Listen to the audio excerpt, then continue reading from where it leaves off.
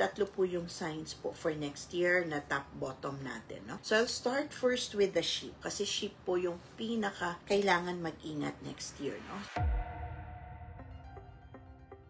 When I say mag-ingat, it would be best for the sheep to really avoid problems, no? Kasi wala kayong panlaban, no? We don't have, the alignment of good stars. So what happens is, if there is an issue, malamang sa malamang talo tayo, no? So the best thing is to just avoid confrontations, avoid natin yung conflicts. So the sheep, it doesn't mean that the whole year will be bad. It's just that there's no good stars that could actually be your best ally for next year, no? Now, ang pinakaiiwasan dapat ng mga sheep ay, because you have this kind of luck wherein, little things that we actually say or do could actually offend someone, and when we offend them, baka wrathful ang dating, no? So, it's best to avoid confrontations, avoid any discussions or any arguments, no? If there's anything that comes out, it is best to just leave it, because the very problem of the sheep next year are